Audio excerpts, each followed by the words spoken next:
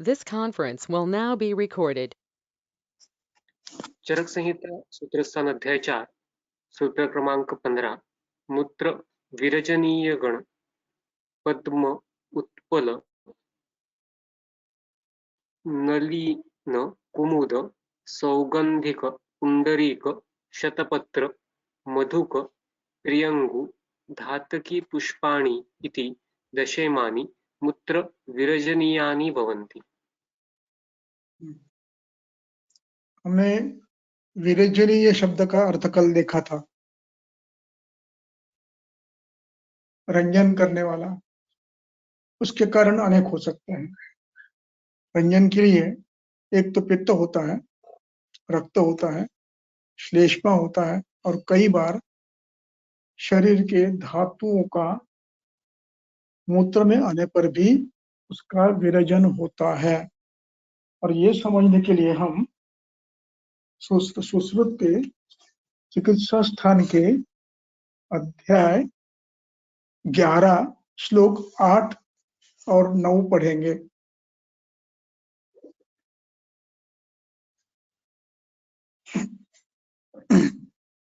अध्याय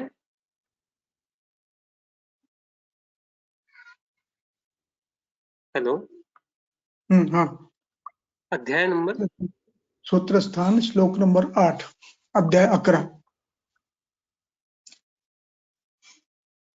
क्षारपाक सुश्रुत चिकित्सा स्थान।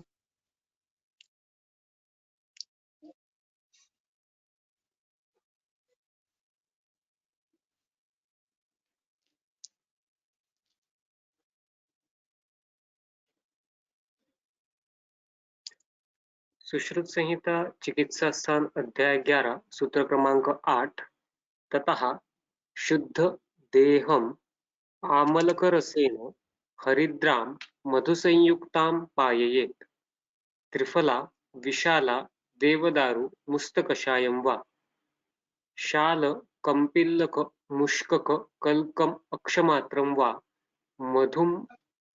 मधु मधुरम आमलकरसेन हरिद्रायुतं कुटज कपित्थ रोहितक बिभीतक सप्तपर्ण पुष्पकल्कं वा निम्ब आरग्वध सप्तपर्ण मूर्वा कुटज सोमवृक्ष पलाशानां वा त्वक् पत्रमूल फल पुष्प कषायाणि एते पंचयोगाः मेहान अपहन्तारो व्याख्याताः। मेहापतारः मेहान अपहर्तारः। अभी पहला शब्द जो है सबसे महत्वपूर्ण है, ततः शुद्ध देहम। प्रमेह का चिकित्सा में पहला बिंदु शोधन है, हेतु बन करते हुए शोधन करना, विरेचन वमन दोनों। और उसके बाद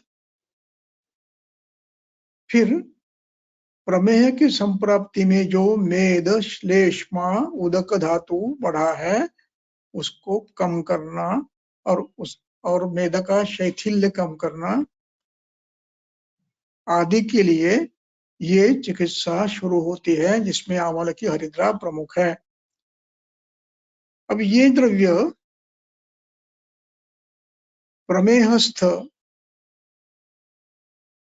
वृद्ध बहुद्र व श्लेष्मा कम करने वाला है और मेद का शैथिल्य कम करना। उनमें से दोष है द्रव गुण के, क्लेद के, उनको शोषित करके ये कुछ कषाय कुछ कटु ऐसे द्रव्य मिलाकर मेद धातु को बद्ध करने वाला, घन करने वाला पार्थिव द्रव्य है। अब इसमें चिकित्सा दिखने में किसकी है?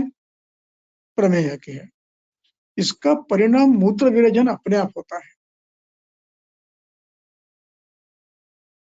प्रमेह में मूत्र का विविध वर्ण आता है और वो कम करने के लिए स्वतंत्र कुछ करने की अपेक्षा न रखते हुए चिकित्सा करते हो तो वो अपने आप कम करने वाला है। प्रमेह के दोष की दूष्य की चिकित्सा, उनमें जो श्लेष्मा, पित्त, क्लेद, रुद्ध है, वो जैसे आप कम करते जाओगे, मेदों को जैसे सुदृढ़ बनाते जाओगे, मांस को सुदृढ़ बनाते जाओगे, वैसे मूत्र में आने वाले धातु अपने आप कम होकर मूत्र का विरजन होता है। ये अब देखिए, उसके लिए अधिक स्पष्ट करने के लिए सूत्र स्थान के सुश्रुत के निदान स्थान का 6वां अध्याय और 26 नंबर का श्लोक देखेंगे।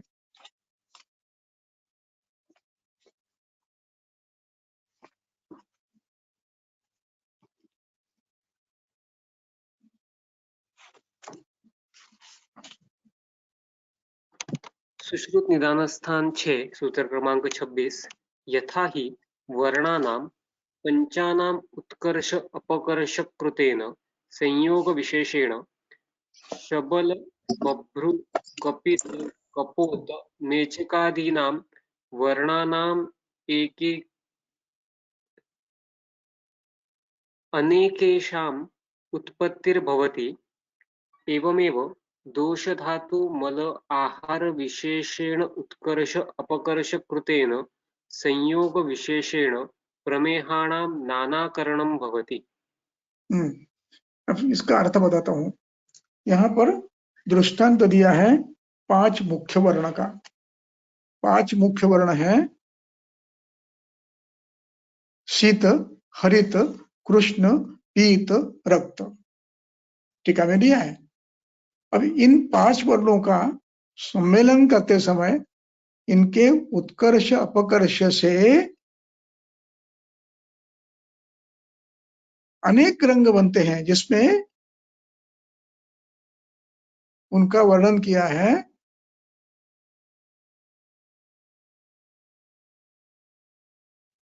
शबल, बभ्रु, कपिल, कपोत, मेचकादीनाम,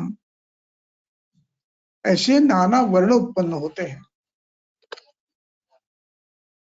अब इन कारणों से वातज, पित्तज, कफज प्रमेह में नाना वर्णों की उत्पत्ति होती है।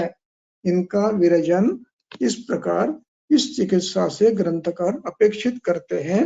अब हम फिर से एक बार अपने चिकित्सा स्थान के सूत्र पे जाएंगे, जो था 11 में, चिकित्सा स्थान 11 में 9वां श्लोक।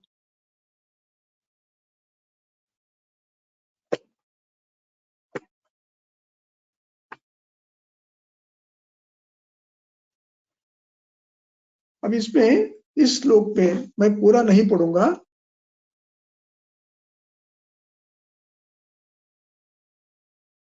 तो यहाँ पर विंशति प्रमेह के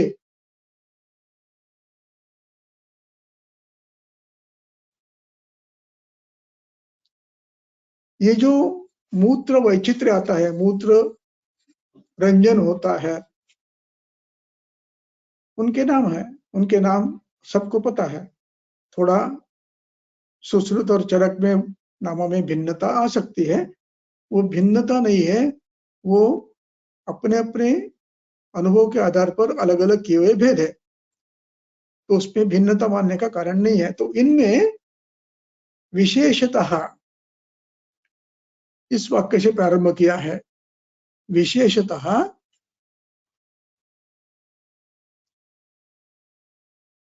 ऊपर तो कहा आपने, हमने कि शुद्ध देहम अमल के रसेन हरिद्रा वगैरह देना चाहिए, लेकिन विशेषतः कहने का अभिप्राय यह है कि प्रत्येक मेह में कुछ विशेषता है, धातुओं के और दोष्य की भिन्न भिन्न है, गुणों की। अपने चरक पढ़ोगे तो चरक में गुणों के आधार पर इसके प्रमेह के भेद किए हैं, कौन से गुण से कौन सा उत्पन्न होता है। इस प्रकार वेद, क्लेद, दोष, इनके गुणों के आधार पर इनके भेद किए गए हैं, और उनके गुणों के आधार पर इनमें ये परिवर्तन आता है। उदकमेह, इक्षुमेह, सुरामेह वगैरह वगैरह, ऐसे 20 प्रकार है। अब इनमें 20 प्रकारों में उन्होंने भिन्न भिन्न द्रव्यों का कषाय पीने के लिए दिया है। पारिजात कषायम पायेत, वैजयंती कषायम पायेत, निम्ब कषायम पायेत, चित्र कषायम पायेत, खजर कषायम पायेत इत्यादि करके आखिर में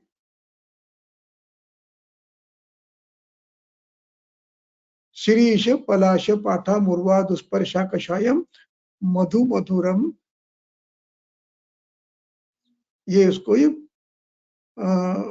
अंतिम इसमें दिया है।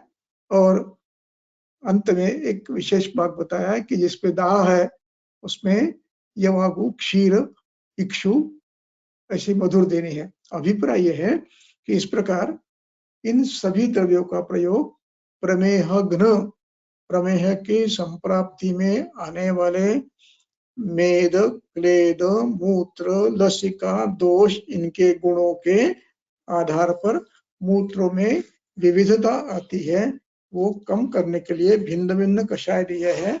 ये सभी मूत्र विरजनीय अपने अपने स्थान पर है, क्योंकि संप्राप्ति कफज है, संप्राप्ति मेदज है, संप्राप्ति क्लेदज है, संप्राप्ति मांसज है, संप्राप्ति ओजज है, लसिकाज है। तो उसमें परिवर्तन आते हैं, इसलिए भिन्न भिन्न द्रव्यों का प्रयोग करते हैं। तो ये सभी मूत्र विरेचनीय है। अब इसमें चरक ने जो यहाँ पर 10 दिए हैं, इनके यदि आप गुण देखते हो तो पद्म, उत्पल आदि सभी ये जलीय कमल के भेद है। ये शीत, तिक्त, कषाय हैं। शतपत्र यानी गुलाब, मधुक यानी यष्टि मधु, रेमू सब जानते हैं, धातकी पुष्प, ये सभी कषाय शीत द्रव्यों का प्रयोग करते हैं। इसका अभिप्राय यह है कि इनके सामने, इनके दृष्टि में पैतिक मूत्र विरजन, पैतिक पित्त के द्वारा मूत्र का रंजन, ये प्रमुख रूप में इन्होंने सामने रखा है। जैसे पुरुष विरजने में मुख्यत्वेन पैतिक रक्तदुष्टजन्य भाव ध्यान में रखे थे, उस प्रकार ये भी किए हैं। प्राधान्य के जिसका वर्णन किया उसका किया है, और इस आधार पर वे कहते हैं कि इस प्रकार आप अन्य दोषों का भी आपका अधिकार है। शास्त्र समझते हुए आप इन गणों का निर्माण कर सकते हो, लेकिन ध्यान रखना है इन द्रव्यों का प्रयोग व्याधि की मुख्य संप्राप्ति कम करने होने के बाद ही करना है। सीधा मूत्र विरेचन दोगे तो परिणाम उतना नहीं होगा जितना शोधन के बाद या हेतु बंद करने के बाद या रोक्षण करने के बाद होगा। उससे ज्यादा प्रभाव होगा।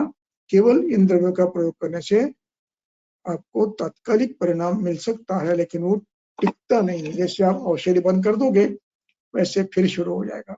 यह है मूत्र विरेचनीय की कल्पना। अब हम चलेंगे अपने 8वें अध्याय में। सर, एक प्रश्न है पिछले विषय के ऊपर। बहुत बार मल प्रवृत्ति ग्रथित अथवा मल का अनुलोमन अपेक्षा की तरह नहीं होता है, तो उस व्यक्ति में मूत्र प्रवृत्ति का आधिक्य दिखाई देता है। ऐसे रुग्ण में क्या करना चाहिए? प्रश्न नहीं कळला मला, पुन्हा एकदा। मल प्रवृत्ति बहुत बार ग्रथित अथवा असम्यक मल प्रवृत्ति अगर होती है, ऐसे रुग्ण में मूत्र प्रवृत्ति का आधिक्य दिखाई देता है, तो इसमें किस तरीके से विचार करें? इसमें मूत्र पुरुष ग्रथित होने का कारण क्या है, उसकी चिकित्सा करना आवश्यक है। इसमें प्रायः वेगावरोध एक कारण होता है, दूसरा कारण होता है कोष्ठ क्रूर है, और तीसरा कारण होता है शुद्ध वात प्रकोप पक्वाशय में ज्यादा है। ग्रथित मल, ग्रथित, रुक्ष, शुष्क, पुरीश, ग्रंथित पुरुष। तो इसमें आपको बस्तीय चिकित्सा करने के बाद फिर आप मूत्र प्रवर्तन की, यदि कम नहीं होता तो फिर द्रवशोष के लिए आप अन्य चिकित्सा कर सकते हो।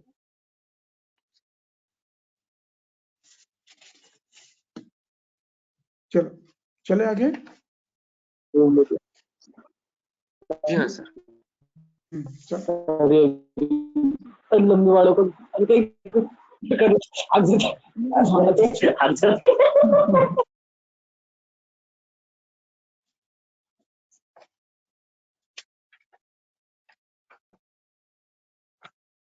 चरक संहिता सूत्र स्थान अध्याय 8 सूत्र क्रमांक 13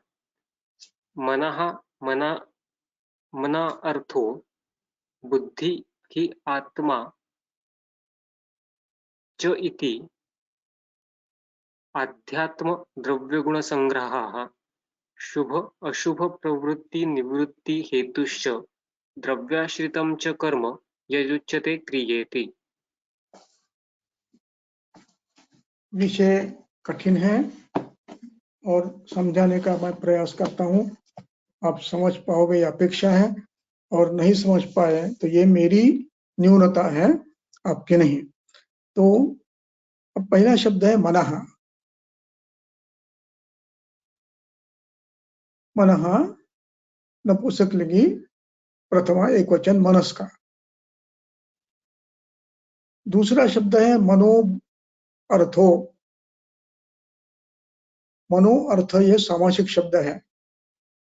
मनसः अर्थः, मनसः अर्थाः, अनेक हो तो अर्थाः।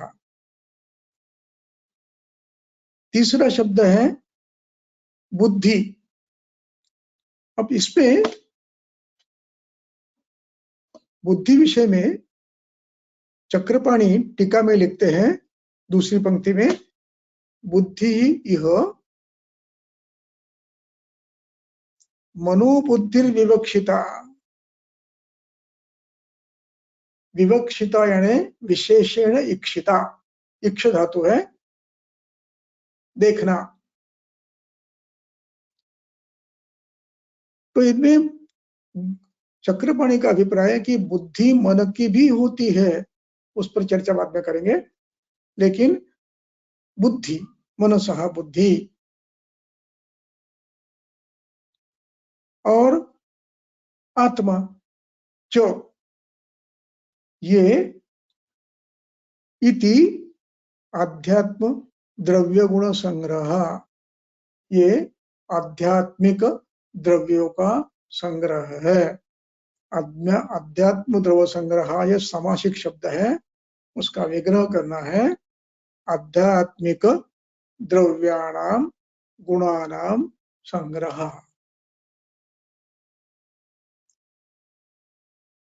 अब ये अधिकरण क्या है, क्यों ये बताया, ये बताने की आवश्यकता क्या पड़ी, इसका अधिकरण क्या है? अधिकरण अगले सूत्र में है। हेतुश्च, ये हेतु है। अगला जो शब्द है संग्रह क्या था, उसका अंतिम शब्द है हेतुश्च, ये हेतु है। मन, मन के अर्थ, मन की बुद्धि, आत्मा, ये हेतु है। किसके हेतु है? शुभ अशुभ प्रवृत्ति निवृत्ति हेतुश्च, ये हेतु है। किसका हेतु है? शुभ प्रवृत्ति, शुभ प्रवृत्ते हेतु और अशुभ प्रवृत्ते निवृत्ति हेतु, ये भी सामासिक शब्द है। पहला शुभ अशुभ ये सामासिक नहीं है, ये संधि है। शुभ अशुभ आकार हुआ है, लेकिन शुभाशुभ शब्द अलग निकाल दिया, उसको जोड़ दिया, तो शुभाशुभ प्रवृत्ति हेतु और शुभाशुभ निवृत्ति हेतु। शुभाशुभ शुभ करने की प्रवृत्ति, अशुभ करने की प्रवृत्ति और शुभ के निवृत्त होने की प्रवृत्ति और अशुभ को करने की प्रवृत्ति, ऐसे दोनों को लगाना है, क्योंकि आदमी शुभ से भी निवृत्त होता है और अशुभ से भी निवृत्त होता है और प्रवृत्ति भी उसकी शुभ से होती है, अशुभ भी करता है, दोनों करता है प्रवृत्ति।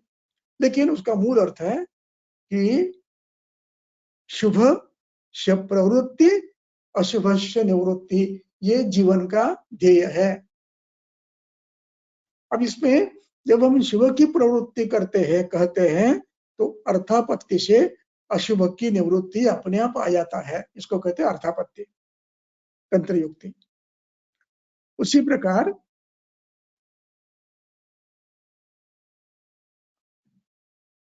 अशुभ प्रवृत्ति जब होती है तो अर्थापत्ति से उस व्यक्ति की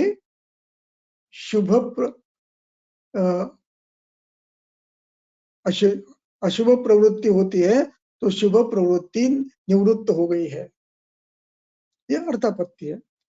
जीवन का उद्देश्य शुभस्य प्रवृत्ति, अशुभस्य प्रवृत्ति और उसका हेतु कौन है? ये द्रव्य है। मन का अर्थ, मन की बुद्धि और आत्मा, इनका संयोग शुभ प्रवृत्ति का हेतु है और अशुभ प्रवृत्ति का प्रवृत्ति से निवृत्त होने का हेतु है। सबसे बलवान इस पे मन है। इसलिए गीता कहती है मन एव मनुष्याणाम कारणम बंध मोक्षयोः। इसकी प्रवृत्ति किधर होती है? अशुभ की तरफ होती है तो बंधन करेगा, और इसकी प्रवृत्ति शुभ की तरफ होती है तो मोक्ष करेगा। इसलिए ये आध्यात्मिक द्रव्य संग्रह ये शुभ प्रवृत्ति का हेतु है और अशुभ के निवृत्ति का हेतु है। अब अगला ये बताने का अधिकरण, अब ये अधिकरण इस श्लोक का है, इसलिए ये संग्रह बताना आवश्यक समझा। जीवन का ध्येय है और शास्त्र का वर्ण्य विषय ये है। हर व्यक्ति ने सद्वृत्त का पालन करना चाहिए, आगे आने वाला है, इसलिए उसके लिए ये वर्णन किया है। उसके लाभ दिए हैं।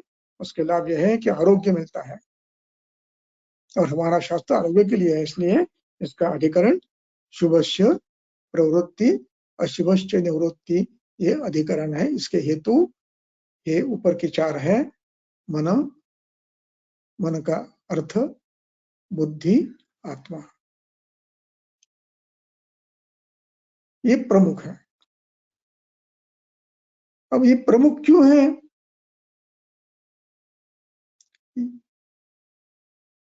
मन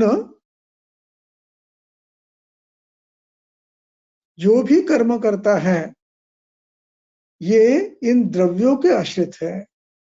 कौन से द्रव्यों के आश्रित है?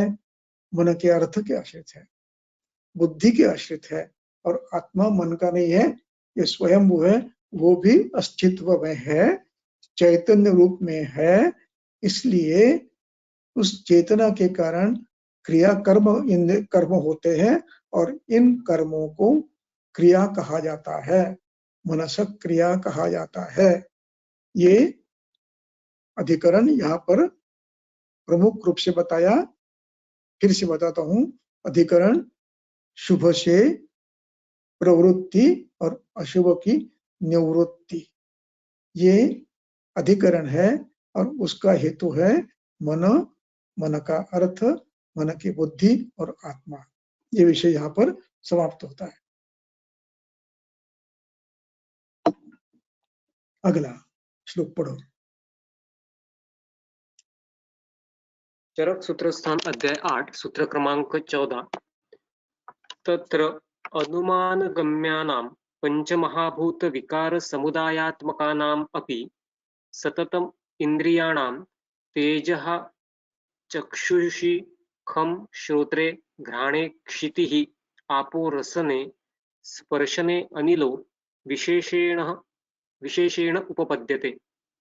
तत्र यद् यद् आत्मकम् इन्द्रियं विशेषात् तत् आत्मकम् एव अर्थम् अनुगृह्णाति तत् स्वभावात् विभुत्वात् च। अब ये भी विषय इसको कहते हैं फिलोसॉफिकल का है, तो ये भी समझने में कठिन है, फिर भी प्रयास करता हूं। तत्र ये सप्तमी वाचक है, अधिष्ठान। तत्र यानी वहां पर, इस विषय में, ये विषयवाचक शब्द है, जहां पर यानी इस विषय में, मन के अर्थ, मन के विषय, उसकी प्रवृत्ति, इन सब विषय में अनुमान गम्यानाम। अब ये शब्द सामासिक शब्द है।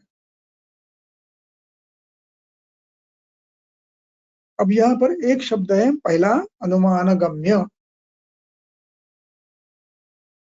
अनुमान शब्द आपको पता है, उसकी प्रक्रिया है, प्रत्यक्षाधारित प्रक्रिया है। गम्य, गम धातु का ये विद्यर्थ विशेष धातु सर्व विशेषण है।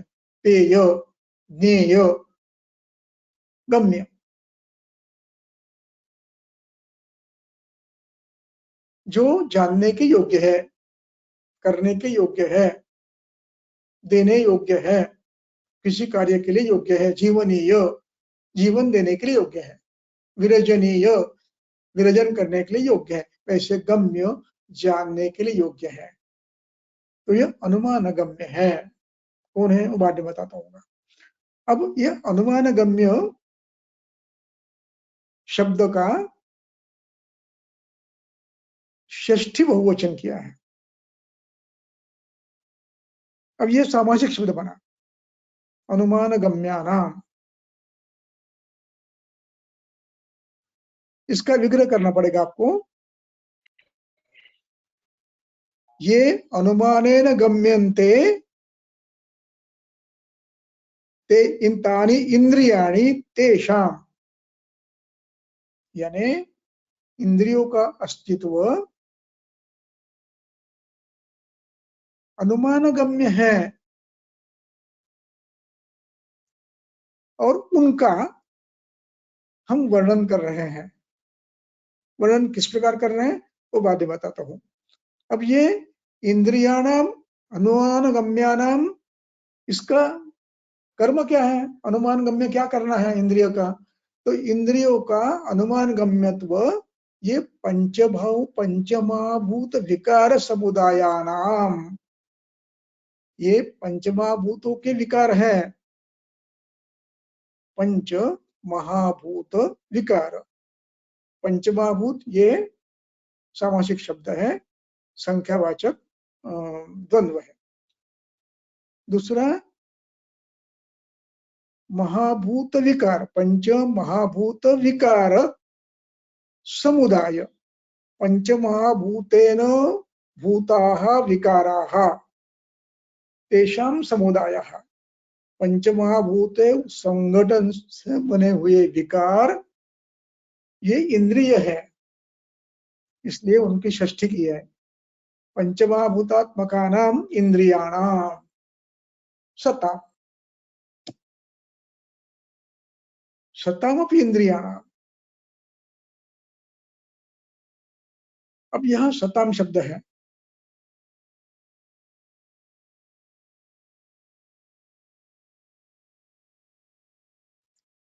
इसके बारे में बाद में बताऊंगा, थोड़ा क्वेश्चन मार्क करके भी कल बताऊंगा। मैं भी थोड़ा सा इस समय कंफ्यूजन में आ गया हूं, तो बाद में बताऊंगा। तो शताम ये शब्द पंचमाभूत विकारों से युक्त होते हुए भी इस अर्थ में आया है।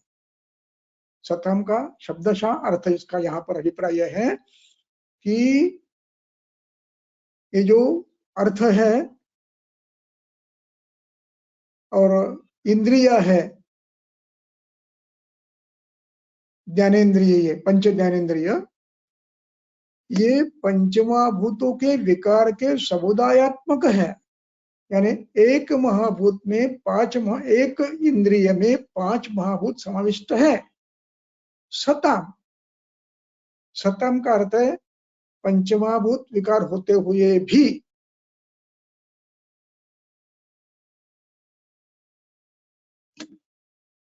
क्या होता है, विशेषण उपपद्यते, इनमें विशेष है, एक महाभूत अधिक है, विशेषस्तु पृथक, एक अधिक है, पृथक है, बलवान है। वो कौन है, तेजहा चक्षुषी, सप्तमी है, तेजहा चक्षुषी, तेजस संधि है। खम आकाश, श्रोत्रे सप्तमी है, घ्राणे सप्तमी है, क्षिति यानी पृथ्वी, रसने सप्तमी है, जिह्वा, आपो, स्पर्शने सप्तमी है, स्पर्श, त्वचा, अनिल। यानी इंद्रियों का पंचभूतत्व तो मान्य है, वो अनुमान गम्य है, उनमें भी एक एक महाभूत विशेष है, और ये उनका विशेष अनुमान गम्य है, ये अनुमान गम्य है। अब इसलिए आगे कहते हैं तत्र, हाँ, विशेषण उपपद्यते, उपसर्ग है और पद धातु यानी प्राप्त होना, अस्तित्व असना इस अर्थ से है, और ये उसका पद्यते, उपपद्यते, ये आत्मनेपदी तृतीय पुरुष बहुवचन रूप है, बहुवचन का रूप है। उपपद्यते यानी इकट्ठा अस्तित्व में आता है, विशेष तौर पर अस्तित्व में आता है, एक महाभूत। पदपद्यते यह विकरण लगा है। अब इसके बाद तत्र, फिर तत्र यह सप्तमी वाचक शब्द है, तत्र यानी इंद्रियों में, विषय। अब यहाँ पर अधिकरण इंद्रियों के महाभूतों के अधिक क्या है, यह अधिकरण है, एक एक इंद्रिय का महाभूत कौन ज्यादा है। तत्र इस विषय में सप्तमी, यद,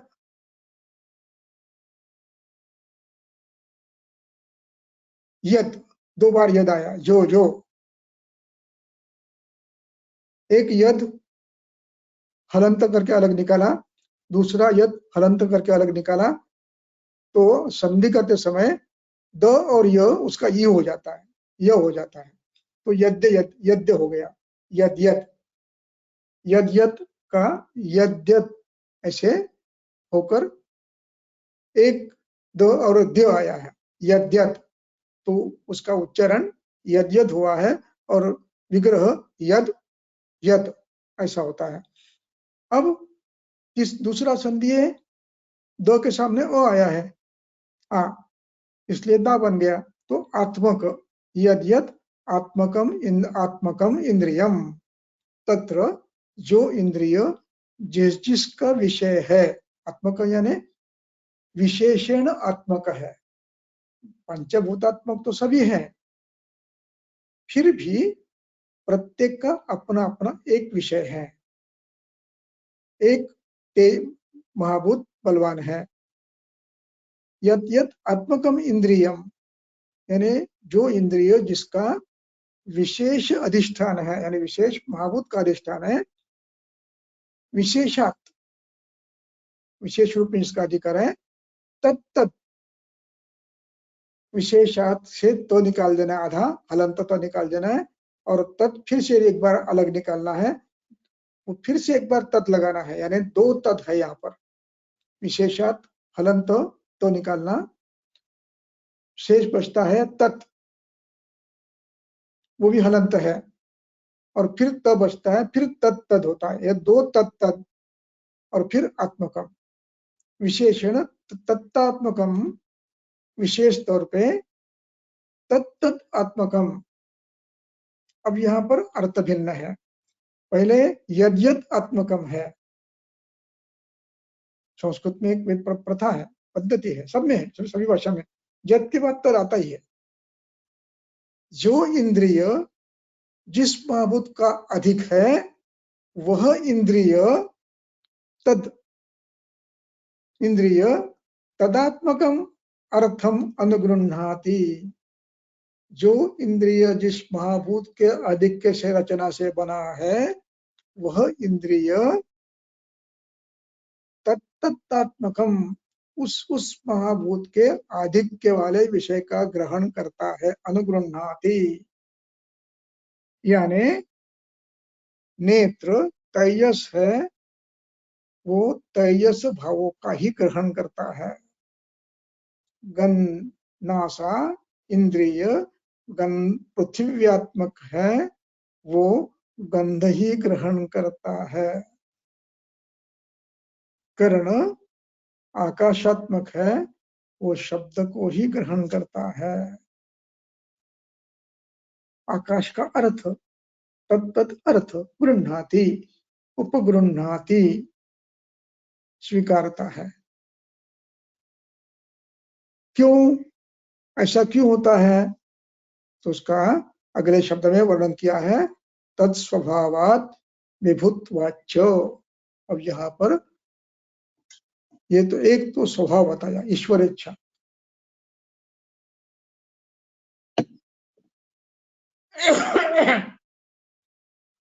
प्रकृति की इच्छा। दूसरा विभुत्वात्, यहाँ विभु शब्द का अर्थ है, अनेक अर्थ है, तो उसके तीन अर्थ हैं जो उस समय मुझे उचित लगते हैं। उनमें एक है माइटी, देवताएं हैं, उसके अपने अपने देवता है। दूसरा पावरफुल है, ये उसमें एक सक्षम रहते हैं, शक्तत्वात्, और उसमें ये सुप्रीम रहते हैं। इसलिए शक्तत्वात् ये शब्द ज्यादा अच्छा है। विभुत्वात् का अर्थ है उनके ग्रहण करने की निसर्गदत्त शक्ति है, इसलिए वो उन्हीं को ग्रहण करते हैं। मेरे ख्याल से समझ में आ रहा है, मैं प्रयास कर रहा हूँ, शायद Yes, sir. आ रहा हो। चलो आगे। अगला श्लोक। धरक सूत्र स्थान अध्याय 8 सूत्र क्रमांक 15। तद अर्थ अतियोग अयोग मिथ्यायोगात समनस्कम इंद्रियम विकृतिम आपद्यमानम यथा स्वम बुद्धि उपघाताय संपद्यते। सामर्थ्य योगात पुनः प्रकृतिम आपद्यमानम यथा स्वम बुद्धिम आप्याययति। देखिए श्लोक क्रमांक 13 में जो प्रवृत्ति का विषय है ना, उसका स्पष्टीकरण करते हैं, शुभाशुभ प्रवृत्ति। अब ये शुभाशुभ प्रवृत्ति क्यों होती है, इसका वर्णन अधिकरण है। शुभाशुभ प्रवृत्ति का कारण क्या है, ये इस सूत्र का अधिकरण है। शुभाशुभ प्रवृत्ति बता दिया ऊपर, हेतु है, ये चार द्रव्य हैं, ये उत्पत्ति के हेतु है। किसके उत्पत्ति के? शुभ के और अशुभ के उत्पत्ति के थे। लेकिन अब प्रश्न उत्पन्न हुआ, शुभत्व और अशुभत्व ये घटनाएं होती क्यों हैं? तो उसका उत्तर दे रहे हैं अधिकरण, शुभ अशुभत्व का कारण बताते हैं। शुभ का हेतु बनने का कारण क्या है, अशुभ बनने के हेतु का कारण क्या है, अब बताते हैं। तद अर्थ अतियोगात, इंद्रियों को जो अर्थ है, मन के जो अर्थ है, दोनों के विषय दोनों का है। अतियोगात, अतियोगम अर्थ अतियोग, अर्थस्य अतियोगः समास है, षष्ठी तत्पुरुष। दूसरा अर्थस्य अयोगम, संधि समास, ये संधि हुआ है, योग का अलग निकालना है, योगा का अलग निकालना है। अयोगम अयोग अयोग अर्थस्य अयोगः अर्थस्य योगः अतियोगः अर्थस्य योगः मिथ्या योगात् अर्थस्य मिथ्या योगाच्च यानी अर्थ के अतियोग से अर्थ के अयोग से और अर्थ के मिथ्या प्रयोग से ये शुभ शुभ के कारणों का अशुभों का कारण है। अब इसके बाद वर्णन करते हैं ये समनस्कम मन जब मन इन अर्थों से संलग्न होता है समनस्कम इंद्रियम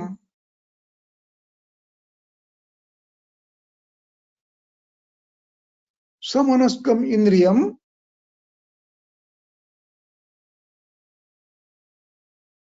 तत् अर्थ अतियोगात अतियोग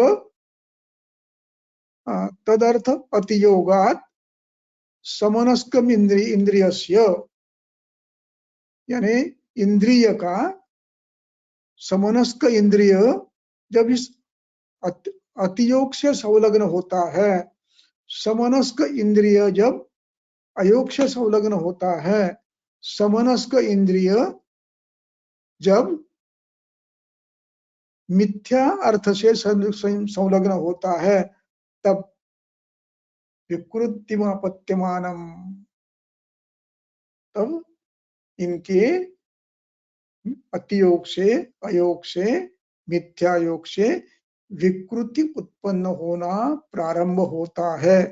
विकृति आपद्यमान ये मान शब्द लगा है ये शान प्रत्यय है ये प्रेजेंट कंटिन्यूअस टेंस यानी वर्तमान कालवाचक धातु साधित विशेषण है। आपद्यमान विकृतिम आपद्यमानम क्या करता है संपद्यते जब अतियोग का संलग्न होता है मन के साथ इंद्रिय का अयोग का होता है मिथ्या योग का होता है तब विकृति प्रारंभ होती है और उपघाताय संपद्यते ये बुद्धि उपघात करता है। संपद्यते ये पद धातु है उसको समुपसर्ग है आत्मनेपदी है तृतीय पुरुषी बहुवचन है। पद्यते पद्यते पद्यते पद्यते हाँ एक वचन है तो बुद्धि उपघाताय पद्यते उपपद्यते ये बुद्धि का उपघात करता है अपने अपने इंद्रिय का यथास्वम करता है यथास्वम यत यस्य तत् यथास्वम अपने अपने इंद्रिय का उपघात करते हैं जो अर्थ जिस इंद्रिय का है यदि अर्थ शब्द या अर्थ श्रोत्रिय इंद्रिय का है और उसका मिथ्या योग हुआ अतियोग हुआ अयोग हुआ तो उपघाताय आपद्यमानम तो कर्णे इंद्रिय के उपघात का प्रारंभ होता है। उपघाताय बुद्धि बुद्धे उपघाताय चतुर्थी है उपघाताय बुद्धे उपघाताय यह सामासिक शब्द है बुद्धि उपघाताय संधि हुआ है बुद्धि उपघाताय बुद्धे उपघाताय तो उपपद्यते। अब इसका एक भाग हुआ दूसरा भाग यदि प्राकृत हुआ तो फिर उसका वर्णन करते हैं सामर्थ्य योगा। यहाँ सामर्थ्य शब्द इस समयोग वाचक है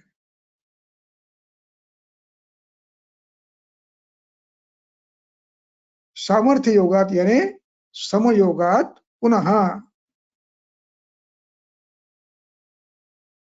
अब ऊपर शब्द है अतियोगात विकृतिमापद्यमानम अयोगात विकृतिमापद्यमानम अति मिथ्या योगात विकृतिमापद्यमानम। यहाँ क्या कह रहे हैं समयोगात प्रकृति आपद्यमानम, तो इंद्रियों के द्वारा विषयों का ग्रहण प्राकृत होता है, और वो प्राकृत विषय क्या करता है? बुद्धिम आप्यायति, बुद्धि को बुद्धि में ज्ञान की परिपूर्ति करता है। यथा स्वम, अपने अपने इंद्रिय की, यानी ख आकाशीय इंद्रिय शब्दों के ज्ञान के द्वारा उसकी पूर्ति होती है, ज्ञान वृद्धि होती रहती है।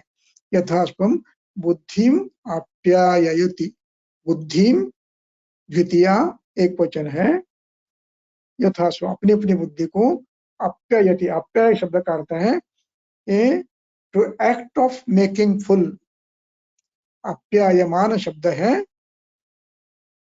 और उसका अर्थ है एक्ट ऑफ मेकिंग फुल, परिपूर्ति की ओर जाना, ज्ञान की वृद्धि करते जाना। और ये आप्यायति, ये शब्द, इस आप्यायमान शब्द को, नाम को क्रियापद बनाया है, तो ये नाम साधित क्रियापद है। आप्यायति ये प्रायोजक रूप बना है, करवाता है, इस अर्थ में है। ये अपने अपने इंद्रिय के ज्ञान के बुद्धि में वृद्धि करवाता है। कौन? सामयोग, समयोग। और विषम योग यानी विकृति आपद्यमान, उपघाता या संपद्यते, वहां पर उपघात करता है। यहाँ पर आप्यायति, ज्ञानेन ज्ञानस्य संग्रहं करोति। इस प्रकार यहाँ पर शुभ प्रवृत्ति कब होती है और अशुभ प्रवृत्ति कब होती है, ये अधिकरण उन्होंने स्पष्ट कर दिया है। प्रत्येक श्लोक को अधिकरण होता है अपना अपना, इसलिए अधिकरण समझते हुए विषय समझना उचित होता है। अब विषय आया मन का, ये विषय आया ज्ञानेन्द्रिय का, अब आया मन का। पढ़ो 8वां 16वां। चरक सूत्रस्थान अध्याय 8 सूत्र क्रमांक 16। मनसः तु चिन्त्यम् अर्थः, तत्र मनसः मनोबुद्धेः च त एव समान अतिहीन मिथ्यायोगाः प्रकृति विकृति हेतवः भवन्ति। अब मन के भी कुछ अर्थ है। मनसः षष्ठी है, मनसः चिन्त्यम अर्थः, मन के अर्थ है। जैसे श्लोक नंबर 13 में शुभ अशुभ के हेतु, ये 4 द्रव्य हैं। अब उसका स्पष्टीकरण, हेतु क्या है उनके, विकृति का हेतु क्या है, प्रकृति का हेतु क्या है, इंद्रियों के बारे में 15 में बताया। अब मन के बारे में 16 में बता रहे हैं। मन की प्रवृत्ति मन के अर्थों के आधार पर होती है।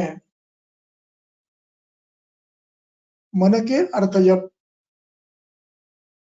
समान मात्रा में यानी साम्य योग में होते हैं तब शुभ की प्रवृत्ति होती है, और जब मिथ्या योग, अति योग, अयोग में होती है तो विकृति के हेतु बनते हैं।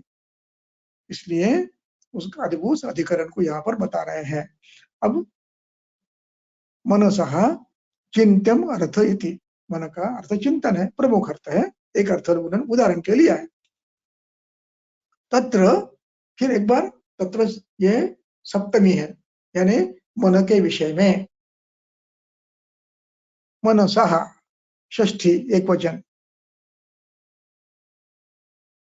मनोबुद्धेः च, मनोबुद्धेः च, मनस्य बुद्धेः च, दोनों के षष्ठी की है, करनी पड़ती है। मनोबुद्धेः मनस्य बुद्धेः च, मन की बुद्धि का भी वही हाल है। मन का और मनो की बुद्धि का वही हाल है। क्या हाल है? तएव, वही हाल है। क्या हाल है? समान अति हीन मिथ्या योगाः भवन्ति। इनके भी साम्य योग होता है, अति योग होता है, हीन योग होता है, मिथ्या योग भी होता है।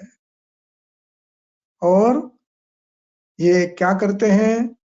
शुभाशुभ करते हैं। यानी समान प्रवृत्ति रही मन की और बुद्धि की तो प्रकृति हेतु बनता है,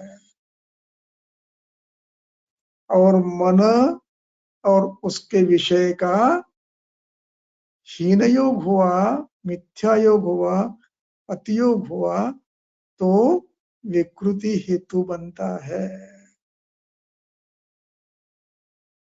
अब यहाँ पर एक प्रश्न आपके मन में आएगा, मन का अतियोग मिथ्या योग क्या है?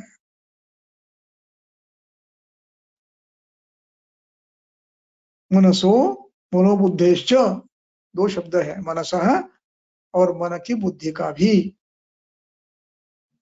बुद्धि का बुद्धि अर्थ से धी धृति स्मृति तीनों का अभिप्राय है मनोबुद्धि से।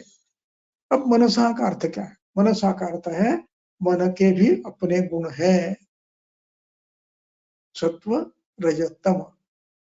अब इनमें सात्विक मन के गुण यदि बलवान रहे तो प्रवृत्ति हेतु शुभ प्रवृत्ति हेतु बनेगा, और राजस गुण के आधिक्य है, आधिक्य कह रहा हूं मैं,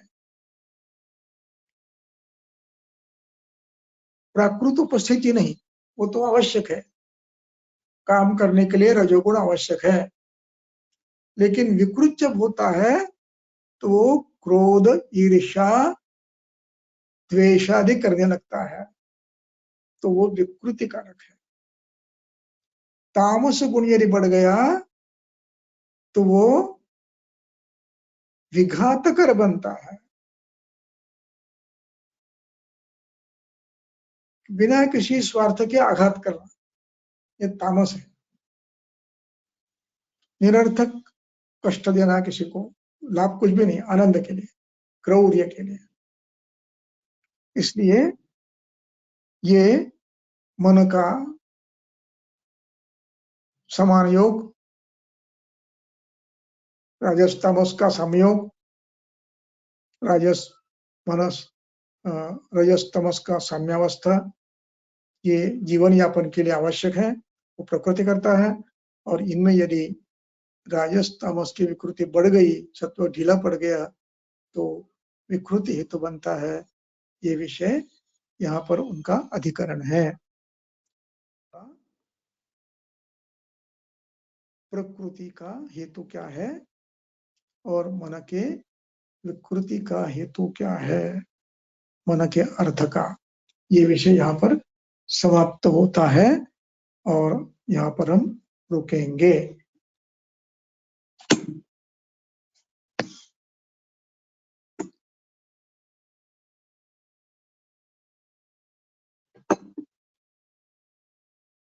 बोलो, कुछ समझ में आया क्या? पूछो, मैं पास हुआ या फेल हुआ? whether I am able to